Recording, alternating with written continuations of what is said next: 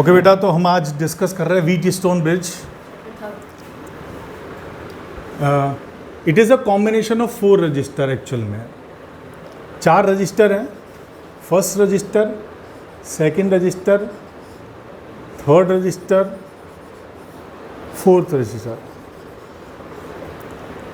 इसमें 3 आपको नॉन है, पता है कितना रजिस्टेंस है। लेट इसकी वैल्यू पता है आपको, P है, इसकी वैल्यू Q है, इसकी वैल्यू R है, और ये रजिस्टेंस की वैल्यू हमें मालूम नहीं है। आपको एक वायर दे दिया जाएगा कि भैया इसका रेजिस्टेंस फाइंड करो।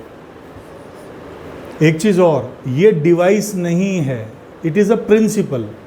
इस पे बेस्ड डिवाइस जो हैं वो 2 हैं, एक मीटर ब्रिज और एक पोस्ट ऑफिस बॉक्स।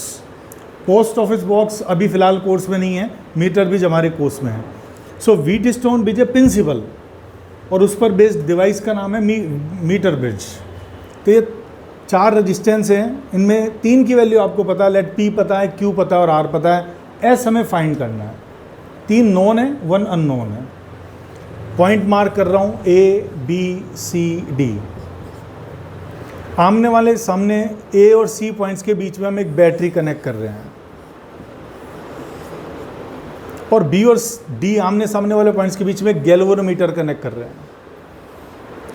गैल्वेनोमीटर आपको मालूम है करंट की डायरेक्शन बताता है और कुछ हद तक ये करंट की वैल्यू भी बताता है। डायरेक्शन तो बताएगा ही बताएगा। इसमें गैल्वेनोमीटर में इस तरह का एक डिफ्लेक्टर होता है। अगर करंट इस तरफ फ्लो होती है तो डिफ्लेक्टर ऐसे मूव कर जाता है, और करंट अपोजिट होती है तो डिफ्लेक्टर ऐसे मूव कर जाता है। तो करंट की डायरेक्शन तो हमें गैल्वेनोमीटर से पता लगती है। और ये बनता कैसे है, इसके अंदर एक कॉइल होती है कॉपर की, जिसका कुछ रेजिस्टेंस होता है। हम इस गैल्वेनोमीटर का रेजिस्टेंस कैपिटल G मानेंगे।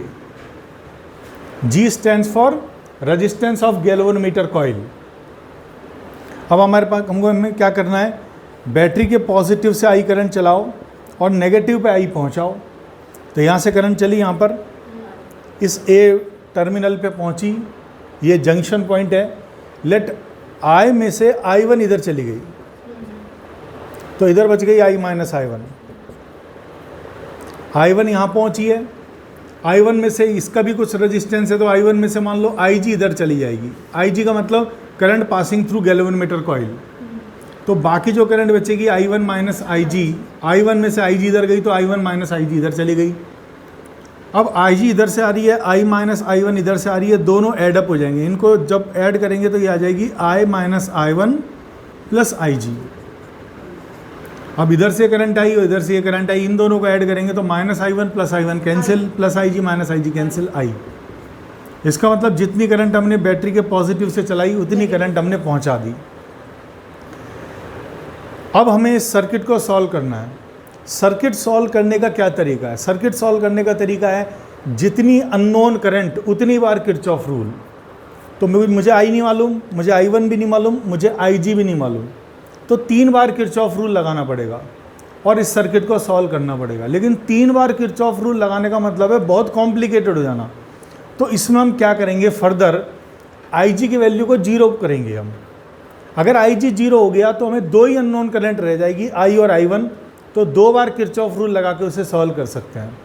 तो एक बार हम काम करते हैं, वो बात की बात है। पहले हम किरचॉफ रूल लगाते हैं close path A B D A के लिए। Close path A B D A के लिए किरचॉफ रूल लगा रहे हैं।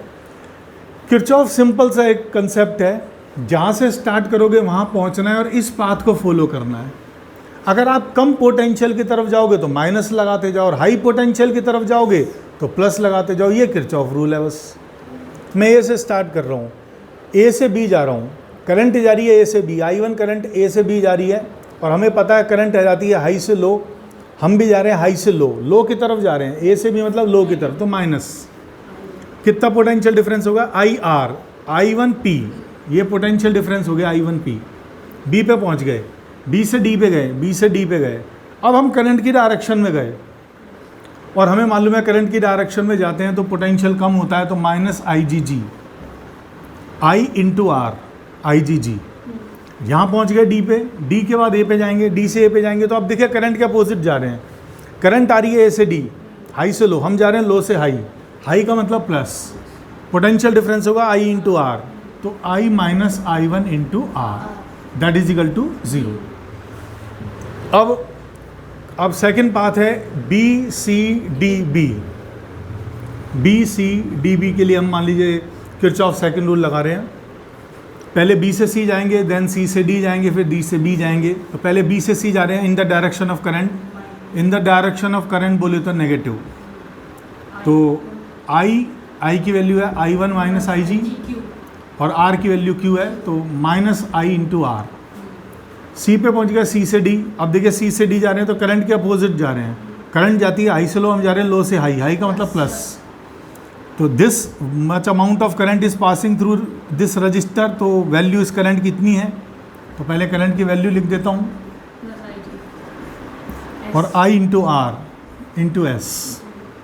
अब कहाँ पहुँच गए हम, डी पे पहुँच गए। डी से बी, डी से बी जाएंगे तो करंट जा रही है बी से डी, हम जा रहे हैं डी से बी, मतलब करंट के अपोजिट। करंट जाती है हाई से लो, हम जा रहे हैं लो से हाई। हाई की तरफ जा रहे हैं मतलब plus I G into D equal to 0। अब देखिए I1 नहीं मालूम, IG नहीं मालूम, I नहीं मालूम, तो दो इक्वेशन है और 3 अननोन क्वांटिटी है, सॉल्व नहीं होगी। तो हम क्या करते हैं, इसमें हम एक कंडीशन लगाते हैं at balanced condition. At balanced condition मतलब ये व्हीट स्टोन ब्रिज अगर बैलेंस हो गया। बैलेंस कैसे हो गया, अगर गैल्वेनोमीटर में डिफ्लेक्शन 0 हो जाएगा। Deflection in galvanometer is 0।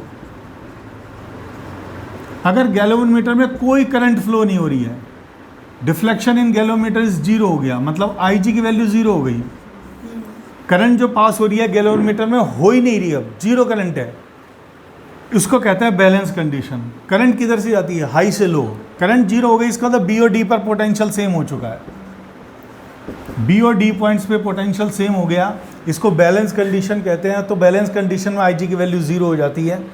अब बैलेंस कंडीशन के लिए मैं इन दोनों इक्वेशंस को आगे फाइंड आउट करूंगा क्या है। ये इक्वेशन नंबर 1 है, नंबर 2। 1 और 2 में मैंने दोनों में IG 0 कर दिया, मतलब ये टर्म 0 कर दी। तो यहाँ पर बचेगा माइनस I1P, ये 0 plus I minus I1 into R is equal to 0। ये आपके पास इक्वेशन नंबर 1 को हमने सॉल्व करके 3 लिख दिया। इसमें IG 0 करूँगा तो आएगा माइनस I1Q, इसमें IG 0 हो गया तो plus I minus I1 into S is equal to 0। ये टर्म 0 हो चुकी है।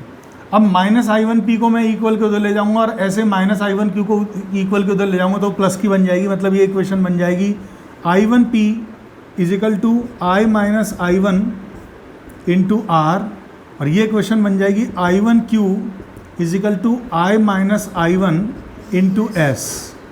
अब इक्वेशंस को डिवाइड कर देंगे, इस इक्वेशन में इस इक्वेशन का डिवाइड करेंगे, लेफ्ट हैंड साइड में लेफ्ट हैंड साइड का, राइट हैंड साइड में राइट हैंड साइड का। तो I1 कैंसिल हो गया, I माइनस I1 से I1 माइनस I1 कैंसिल हो गया, ये आ गया P by Q is equal to R by S. ये कंडीशन कहाँ से है, ये balance condition of Wheatstone bridge. तो जो डिवाइस बनाई जाती हैं वो व्हीट स्टोन ब्रिज पे नहीं बनाई जाती, वो balance condition of Wheatstone bridge पे बनाई जाती है। मतलब P by Q is equal to R by S हमें वैलिड करना है। अगर आपको P, Q और R 3 पता है तो S निकल जाएगा।